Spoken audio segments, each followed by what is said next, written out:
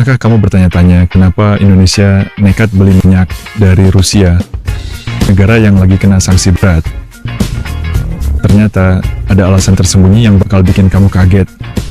Indonesia butuh energi gede banget, tapi produksi dalam negeri nggak cukup, jadi harus impor. Dan impor minyak itu nggak murah, apalagi di pasar global yang lagi naik gila-gilaan. Disinilah Rusia masuk sebagai opsi. Karena kena boykot, mereka terpaksa jual minyak dengan diskon sampai 30%.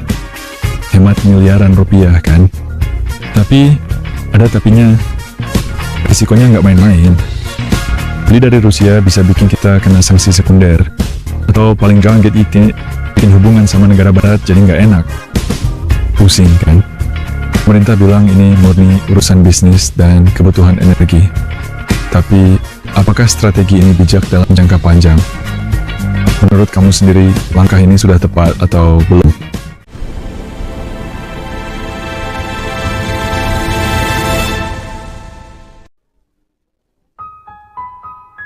Di tengah krisis energi global yang belum pernah terjadi sebelumnya, Indonesia mengambil langkah yang mengejutkan dunia. Presiden Prabowo Subianto secara resmi bertemu dengan Presiden Vladimir Putin di jantung kekuasaan Rusia, Kremlin, Moskow. Pertemuan ini bukan sekadar kunjungan biasa, melainkan sinyal kuat bahwa Indonesia siap mengambil peran baru di tengah pusaran geopolitik dunia. Dunia pun terperangah. Ketika negara-negara barat berlomba-lomba mengisolasi Rusia, Jakarta justru membuka pintu dialog dan kerjasama. Langkah ini menjadi sorotan utama di berbagai media internasional, menandai perubahan besar dalam arah kebijakan luar negeri Indonesia. Latar belakangnya sangat kompleks. Konflik di Timur Tengah telah memutus rantai pasokan minyak dunia, harga bahan bakar melonjak tajam, dan ekonomi Indonesia pun ikut tertekan. Rakyat merasakan langsung dampaknya, dari harga BBM yang melambung, hingga biaya hidup yang semakin berat. Sementara itu, Rusia yang berada di bawah tekanan sanksi barat, memiliki cadangan minyak melimpah, namun kekurangan pembeli. Situasi ini menciptakan peluang sekaligus tantangan besar bagi kedua negara. Pertemuan bersejarah ini menjadi titik temu dua kepentingan besar. Indonesia sangat membutuhkan minyak dengan harga terjangkau untuk menjaga stabilitas ekonomi, sementara Rusia mencari pasar baru agar ekonominya tetap bertahan di tengah isolasi global. Prabowo datang ke Moskow dengan misi yang sangat jelas dan terukur, mengamankan pasokan energi nasional demi kepentingan rakyat Indonesia, sekaligus memperkuat posisi tawar di kancah internasional. Namun langkah ini penuh risiko besar. Di satu sisi, ada janji pasokan energi yang stabil dan harga lebih murah. Di sisi lain, ancaman kemarahan dari Washington dan sekutunya yang bisa berdampak pada hubungan dagang dan politik Indonesia dengan Barat.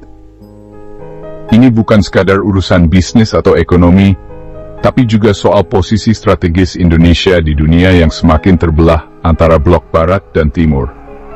Setiap langkah akan menentukan arah masa depan bangsa. Politik luar negeri bebas aktif yang selama ini jadi kebanggaan Indonesia, kini benar-benar diuji di level tertinggi. Diplomasi harus berjalan di antara kepentingan besar dunia. Apakah ini bentuk keberanian strategis yang akan membawa Indonesia ke level baru, atau justru kecerobohan yang bisa berujung pada konsekuensi berbahaya? Dunia kini menahan napas, menunggu langkah selanjutnya dari Jakarta. Setiap keputusan akan diawasi dan dianalisis oleh banyak pihak, dari Washington hingga Beijing. Indonesia kini benar-benar berjalan di atas tali tipis geopolitik global, di mana satu langkah salah bisa berdampak luas. Setiap keputusan yang diambil di Kremlin hari ini bisa saja mengubah peta kekuatan dunia esok hari. Indonesia berada di titik persimpangan sejarah. Inilah babak baru diplomasi energi Indonesia, sebuah langkah berani yang akan dikenang hubungan internasional negeri ini. Tahun 2026, dunia dilanda krisis energi yang belum pernah terjadi sebelumnya. Ketidakpastian melanda setiap sudut, dari kota-kota besar hingga pelosok desa. Lampu-lampu kota mulai redup, antrean panjang di SPBU jadi pemandangan sehari-hari, dan berita tentang kelangkaan energi mendominasi layar televisi. Dua konflik besar, Perang Ukraina yang berkepanjangan dan ketegangan antara Amerika Serikat dan Iran memutus pasokan minyak dunia secara drastis. Jalur distribusi energi terganggu, membuat harga minyak mentah melonjak tajam. Selat Hormuz berubah menjadi zona merah yang penuh risiko. Harga minyak dunia menembus rekor tertinggi, sementara pasar saham global mengalami guncangan hebat. Negara-negara pengimpor minyak, termasuk Indonesia, terkena dampak paling parah. Indonesia sangat terdampak. Seperempat minyaknya berasal dari kawasan bergolak itu. Ketergantungan pada impor membuat ekonomi nasional rentan terhadap gejolak global. Pemerintah terpaksa membatasi pembelian BBM, menerapkan kebijakan kerja dari rumah, dan menahan harga subsidi agar rakyat tidak semakin terbebani. Namun tekanan terus meningkat. Diversifikasi pasokan menjadi prioritas utama. Indonesia mulai melirik Angola dan Nigeria sebagai alternatif, serta mempercepat program biodiesel berbasis kelapa sawit untuk mengurangi ketergantungan pada minyak impor. Namun, semua upaya itu belum cukup untuk menutup kebutuhan energi nasional yang terus meningkat. Rakyat mulai merasakan dampaknya secara langsung dalam kehidupan sehari-hari. Di tengah tekanan global, tawaran minyak murah dari Rusia menjadi sangat menggoda bagi Indonesia. Namun, keputusan ini penuh risiko politik dan ekonomi. Stabilitas harga BBM dan LPG kini menjadi taruhan utama. Setiap kenaikan harga langsung terasa di dompet masyarakat, mempengaruhi daya beli dan kesejahteraan keluarga. Pemerintah berusaha keras menjaga daya beli rakyat dengan berbagai bantuan dan subsidi, meski ruang fiskal semakin sempit. Setiap kebijakan energi kini berdampak langsung ke dapur rumah tangga. Pilihan pemerintah menentukan apakah keluarga bisa tetap memasak dan hidup layak. Indonesia dihadapkan pada dilema besar, bertahan dengan pasokan lama yang tidak pasti, atau mengambil risiko dengan Rusia demi kelangsungan energi nasional. Pilihan ini akan menentukan masa depan ekonomi nasional, stabilitas sosial, dan kesejahteraan generasi mendatang. Krisis energi global memaksa Indonesia bergerak cepat, mengambil keputusan berani, dan beradaptasi dengan realitas baru yang penuh tantangan. Semua mesin tertuju pada langkah lalai. Akankah Indonesia mampu bertahan di tengah badai energi global ini? Mengapa Rusia mengincar Indonesia? Indonesia adalah pasar energi raksasa, ekonomi terbesar di Asia Tenggara dan pemimpin dunia Islam. Bagi Rusia, menjalin kemitraan dengan Indonesia berarti menembus isolasi Barat dan memperkuat pengaruh di Asia. Posisi strategis Indonesia di jalur pelayaran dunia menambah nilai tawar. Kerjasama energi bisa membuka pintu ke bidang militer dan diplomasi. Indonesia, dengan politik bebas aktif, jadi mitra ideal, tidak terikat blok manapun. Bagi Rusia, Indonesia adalah kunci memperluas global di tengah tekanan Barat.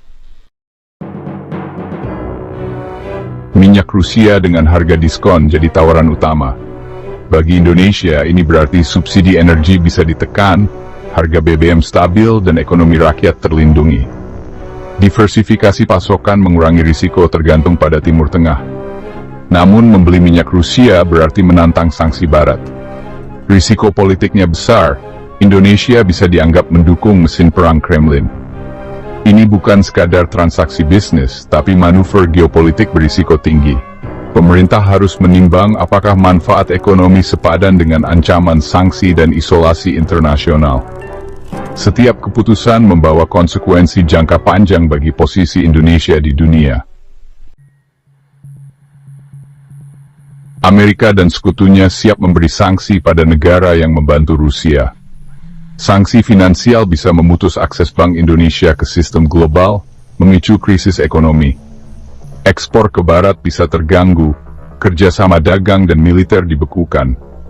Indonesia berisiko dikucilkan dari forum internasional. Dilema energi murah dari Rusia atau hubungan vital dengan Barat, pemerintah harus menghitung untung rugi dengan sangat hati-hati. Sanksi bisa berdampak lebih besar daripada manfaat minyak murah. Ini adalah pertaruhan besar di tengah tekanan geopolitik global. Prabowo memilih strategi menari di antara dua gajah, mengambil manfaat dari Rusia tanpa memutus hubungan dengan Barat. Dalam dunia diplomasi yang penuh tekanan, Indonesia berusaha menjaga keseimbangan, tidak memihak secara mutlak pada salah satu kekuatan besar. Strategi ini menuntut kecermatan dan kelincahan, karena setiap langkah bisa berdampak besar pada posisi Indonesia di mata dunia. Kunjungan ke Moskow diimbangi dengan perjanjian dagang baru bersama AS. Indonesia ingin menunjukkan bahwa hubungan dengan Rusia tidak berarti mengorbankan kemitraan strategis dengan Amerika Serikat. Setiap pertemuan dan kesepakatan dirancang untuk menjaga keseimbangan kepentingan nasional. Indonesia menegaskan kerjasama energi dengan Rusia murni bisnis, bukan pergeseran aliansi. Pemerintah menekankan bahwa keputusan ini diambil demi kebutuhan energi nasional, bukan sebagai sinyal perubahan arah politik luar negeri. Nilai tawar Indonesia tinggi, mitra strategis bagi Rusia, benteng demokrasi bagi Barat. Posisi unik ini membuat Indonesia sering menjadi jembatan dialog antara dua blok yang saling bersaing, sekaligus memperkuat peran sebagai negara non-blok yang berpengaruh. Tapi strategi ini penuh risiko, salah langkah bisa membuat Indonesia terjepit di antara dua kekuatan besar. Tekanan dari kedua pihak bisa datang sewaktu-waktu, dan keputusan yang diambil harus selalu mempertimbangkan dampak jangka panjang. Dunia menuntut keberpihakan, tapi Indonesia berusaha tetap netral dan pragmatis. Dalam forum internasional, Indonesia sering menjadi suara moderat yang mengedepankan dialog dan solusi damai, meski tidak mudah di tengah tekanan geopolitik. Keberhasilan strategi ini akan menentukan posisi Indonesia di panggung global. Jika berhasil, Indonesia bisa menjadi contoh negara yang mampu menjaga kedaulatan dan kepentingan nasional, tanpa harus tunduk pada tekanan eksternal. Diplomasi cerdas jadi kunci bertahan di dunia yang makin terpolarisasi. Hanya dengan strategi yang matang dan komunikasi yang efektif, Indonesia bisa terus menari di antara dua gajah tanpa kehilangan pijakan. Langkah Indonesia mendekati Rusia adalah bagian dari kebangkitan Global South. Bergabungnya Indonesia ke BRICS menegaskan arah baru menuntut tatanan dunia yang lebih adil. Di BRICS, Indonesia punya mitra yang sama-sama ingin lepas dari dominasi Barat. Kerjasama energi dengan Rusia jadi langkah logis dalam blok ini. Tapi keanggotaan BRICS juga berisiko. Indonesia bisa dianggap anti-Barat. Tantangannya, memanfaatkan keuntungan ekonomi tanpa kehilangan mitra tradisional. Indonesia berupaya di jembatan bertaring timbul pulsa. Apa dampak semua ini bagi Anda? Jika diplomasi energi berhasil, harga BBM dan LPG stabil, inflasi terkendali, daya beli rakyat terjaga. Tapi jika gagal dan sanksi dijatuhkan, rupiah bisa anjlok, harga kebutuhan pokok naik, lapangan kerja terancam. Kebijakan energi ini adalah pedang bermata dua, janji kesejahteraan atau risiko krisis. Pemerintah berjalan di atas tali tipis, setiap keputusan berdampak langsung ke ekonomi rumah tangga. Ini bukan sekadar berita, tapi pertaraian saya ke. Stabilitas atau gejolak semuanya ditentukan di diplomasi. Pilnenayam menurut Sija. Indonesia kini di persimpangan jalan.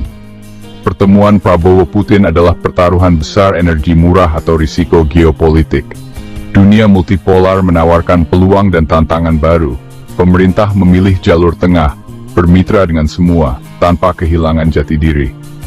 Keberhasilan strategi ini bisa jadi warisan besar, kegagalan jadi pelajaran mahal. Pada akhirnya, sejarah yang akan menilai. Tapi pertanyaan ini untuk kita semua, apakah langkah berani ke Moskow adalah pilihan tepat? Jawabannya akan menentukan masa depan bangsa yang kita wariskan.